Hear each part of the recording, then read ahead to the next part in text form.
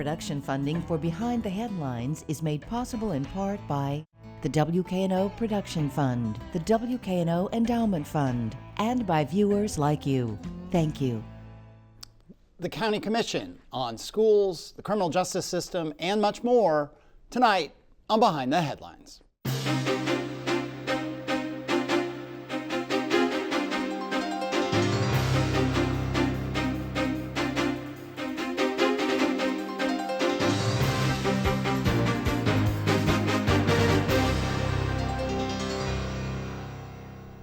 I'm Eric Barnes with the Daily Memphian. Thanks for joining us. I am joined tonight by Miska Clay Bibbs, outgoing chair, I should say, of the County Commission. Thank you for being here. Thank you for having me. Along with Michael Whaley, who is the incoming, as of September 1st, new chair of the County Commission. Thank you for being here. Yeah, sure. Thanks for having me as well. Along with Bill Dries, reporter with the Daily Memphian. I wanted to start, we'll talk about a lot of things you guys are directly involved in terms of funding or in terms of setting policy, other things that are kind of county-wide issues that the County Commission might be, and maybe to the surprise of some folks, somewhat tangentially involved with. But I did want to start with the school system. Specifically, we can talk about the suburban schools, which are partly funded, obviously, by the County Commission, but there's so much change and so much going on at Memphis Shelby County Schools. And both of you have education backgrounds. Miska, you were 8 years on the board? 8 years on the board, worked 10 years for Memphis City Schools in the director level. Yeah, and 2 years as board chair, am I right about 2 years that? as board chair. And you were Teach for America, you were a teacher, work in education policy now in your day job when you're not at County Commission. I think I got that right? Yeah, right. I also was a school founder, so I did that Yeah. for a while as well. So I've always been involved in education. So when you look at what's going on with Memphis Shelby County Schools, and this is maybe more, I don't mean it's a personal take, but it is hard sometimes to watch what's happening and wonder, is it that there is something chaotic and disorganized and kind of troubling happening because there's so much change going on? Or is this the messy reality of making change in a system that is big and complicated and many argue needs change, that has financial constraints? I'll go to you, the former board chair of the school system, and obviously the County Commission is a huge funder of the school system. Your take on what's happening right now at the schools? So I'll say it first from a board chair perspective of having served on that board, and also understanding that a lot of where they are means that the board members have to kind of dig in and do a lot more work. I think, they're in transition too. So it'll be interesting to see what this new incoming board does around what this work looks like. I think there's several outgoing board members. I think this is an opportunity from kind of pass the mantle in a way in which it makes sense, because really it's up to the board. Yes, the superintendent is there doing a lot of changes, but the board has to say yes to those changes, and the board has to be all in around what those changes look like. And as long as those two entities are not on the same page, chaos is going to happen. So I think this is an opportunity for people to figure out the direction they want to go in, because the board has to have the vision, and the superintendent is there to execute their vision. And then if you switch to your current role, again, outgoing board chair of the County Commission, but you're still on the County Commission, big funder, big part of the budget of the county. Do you think it's chaotic, or do you think it's going in a good direction? I would say, as a funding perspective, we did our maintenance of effort, and I hope that they use their maintenance of effort dollars in the best way possible. As you know, that I champion also for additional CIP dollars because I think it's capital improvement, buildings. Buildings, okay. Don't want to get into lingo that I assume people know, but capital improvement dollars. And for me, in order for us to continue to spend that money, I have to see where it's going. I am getting the complaints around HVAC systems. I am getting the complaints around where are we on the funding of the 2 new schools. I am getting complaints on where is the actual 10-year plan that we were promised in order for us to think about how we're going to fund the changes in Memphis Shelby County Schools. That to me is really important, because I believe in better buildings for our students. Yeah. Same questions to you. Your take on what's going on with the schools? Well, I think the first thing I'd say is that leadership matters, that's really the most important thing. So not just the leadership of the district and the superintendent, but the leadership of the board. To Chairwoman Clay Bibbs' point, that the board really needs to show strong governance. And then I think we have to make sure we don't forget about the leadership within the schools, within the school district. And the most important thing to outcomes for students is going to be the teacher in the classroom. So how are we ensuring that we're supporting all the people that are involved every step of the way, so that we're attracting, developing, retaining high quality talent? I think this is often one of the biggest challenges in general, but certainly in the school district. And at the end of the day, that starts with the leadership at the top. Do you have confidence in the leadership at the top? Well, I will say, I'm not involved obviously in the day-to-day as the funder. We don't have any, sort of veto power per se over how the district spends the funds. But what I will say is that it's important that we make decisions. I think one of the challenges of the district in the past, brought up facilities, is the lack of decision making around making tough choices around the footprint of the district, the number of underutilized facilities. And so far, it seems like the new superintendent's willing to make decisions. I don't have any judgment on whether they're good or bad, but I think making decisions is an important part of leadership. And we do have, before I go to Bill, the new superintendent coming on the show in a couple of weeks, so we'll look forward to talking to her about some of these things, as well as we're trying to get some of the new board members on in, I think, 2 weeks or so. But go ahead, Bill. So the 2 new schools, plans for a school in Fraser, plans for another high school in the Cordova area. It's called the East Regional is the formal name that the planners are using for it.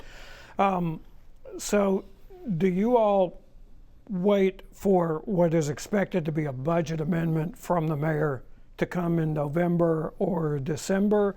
Or are you already trying to parse out, which one of these goes first? How close does one follow the other? Excellent question. I think there's a little bit of everything happening around that. The mayor has been working on a proposal happening. He's been working with MSCS on what the numbers are.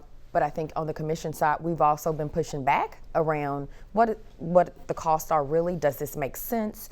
And I think it's up to us at this point when it comes back to us to figure out how we're going to move. I know in the capital improvement plan that was presented to us, you have to have Region 1, you have to have the schools. So in that 10-year plan, numbers were put, but ultimately we have to figure out, are the dollars going in the best place? I don't want the conversation to ever be that the schools don't happen. I think it's a matter of how much they cost. Mm-hmm. Yeah, I would add that I think we're committed to doing those schools, and ultimately it's on the county commission to do those amendments and fund those projects, and certainly we want to get the administration's support on that, but we've committed to those 2 schools. I do think there are conversations that are happening now. I'm involved in them around how do we ensure that we can bring down the cost such that we can actually complete them. But what can't be lost in this is the longer plan beyond these 2 schools, because there are many more things that need to happen. And we need to get those decisions on the table now because it's going to cost more the longer we wait. So we've heard the superintendent's committed to bringing a plan early next year. I expect that we'll see that because that'll help us figure out what is the long-term vision for how we consolidate school buildings, utilize old facilities, invest in new infrastructure beyond these 2 schools that we've already committed to. Right, because the students who are now at MLK Prep in Fraser, the high school there, which is to be the site of the new Fraser High School, I believe they start moving out or have already moved out to other schools while their new school is under construction at that site, right? So this is part of the challenge because the longer it takes, the harder it is for families to have confidence in where their children are going to go to school. So we've got to start making decisions and get these projects going such that the students are coming back to those new schools that are built. But the longer it takes, the more difficult it is to maintain that enrollment in those neighborhoods. Right. I just want to add to Chair Leck's point is that the reality of it is the plans are already made. We've put things in motion. And if we wait too long, then again, costs will go up, but then more importantly, the shift in that community will happen all over again. Because as people get landed in new homes, and I say new homes as far as school homes, then when you build the building, then the alums of those, both schools, Tresvant and MLK Prep, are also heavily involved in these conversations. So we want people to believe in the fact that we are going to do this. We've committed to it, so it has to happen. So I don't want the adults to mess it up for the kids. You touched on funding for Regional 1 Health. This budget season saw a big shift in terms of the county's commitment to this. It went from $350 million to $500 million over 10 years. Mm-hmm. In essence, the county is funding the whole first phase of this project that could hit $1 billion very easily overall. How hard a decision was that to make during this budget season? Well, just to clarify, actually, that long-term plan was part of a 10-year budget that did not pass. Right. So all that was passed was this current fiscal year's budget that we're in now, which included about a little more than $30 million for the Regional 1 rebuild. Now, again, about that same amount was included last year. It wasn't spent yet because they hadn't really moved forward on the project. Our expectation is that project will move forward this year and that they'll draw down those funds. The commission did approve a commitment of $350 million. What's in that longer term plan is more than that. And so again, I think this comes back to the commission's going to have to decide, do we want to commit to what the mayor proposed around a larger allocation to Regional 1, or do we want to stick to our original commitment, get the state involved, and then finish our commitment to the schools, which is very reasonable and possible to do. I was one of those people who did not vote for that plan, and I say that as someone who champions for Regional 1. So for me, it was important that we have a reality, or just a reality check around how much all of these things cost. I have a commitment both to Regional 1 and the schools, and that plan didn't really reflect that. But at the same time, I also voted yes for Regional 1 because of the work that we were going to do at the state level, and I needed to see the state and UT put some skin in the game as well. So the state legislature dealt with an excise tax fade out or phase out, which used up a lot of the capital that might have been committed to the state's part of the Regional 1 Health Center rebuild. So if the state comes back in this upcoming session and finds the money for that commitment, does that mean that you recalculate the county's funding on this? I think the conversation opens back up again.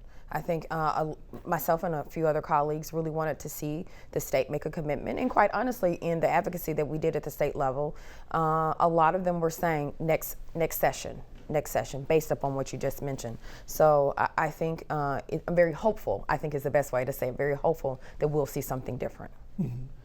We'll shift here midway through the show, and I always like when I get try to remember when we have county commission and county city council and so on. Ms. Clay Bibbs, District 11 is what you represent. That covers parts of the airport area, Fox Meadows, Parkway Village, Hickory Hill, and Southeast Shelby County. I think I got that right.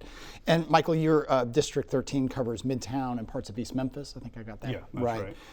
As we shift to a conversation about criminal justice, one sort of civics lesson, for lack of a better word.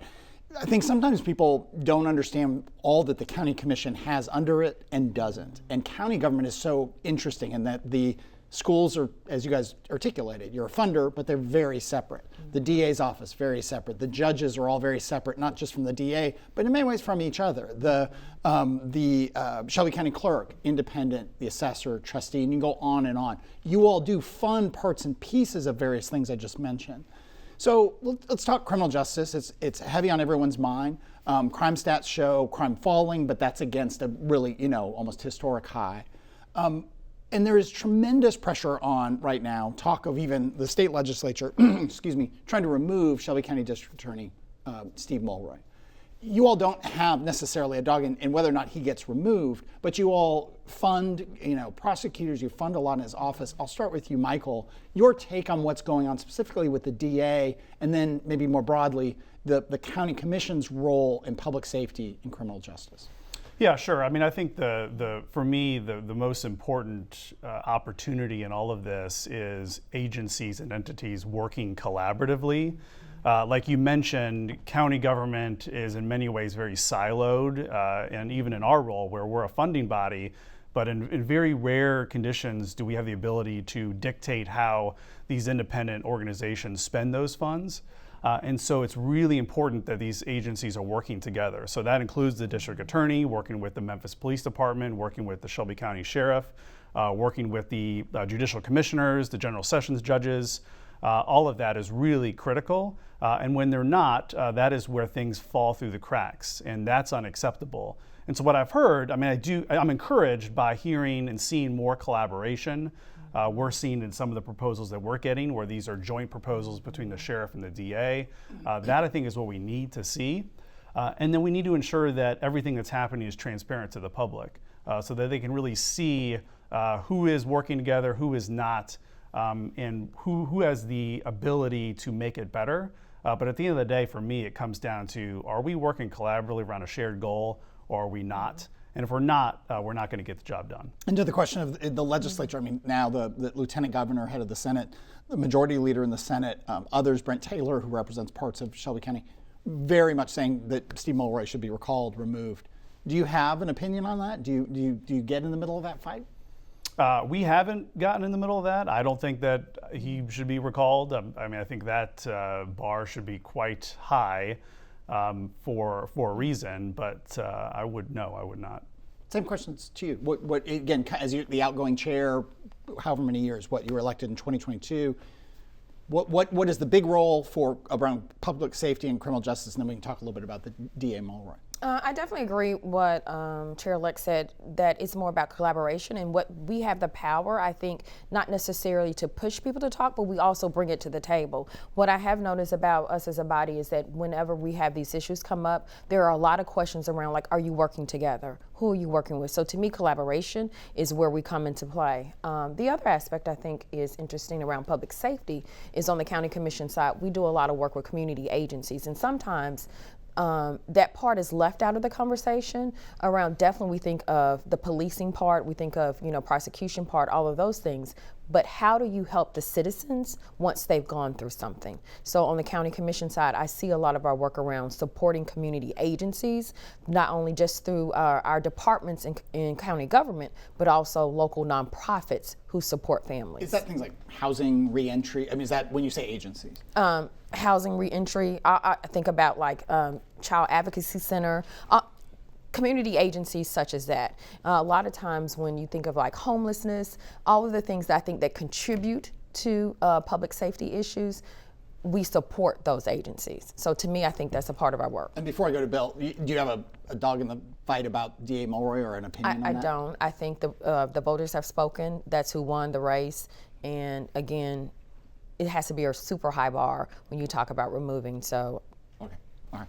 Bill. And talk about cooperation within the criminal justice system, the larger criminal justice system.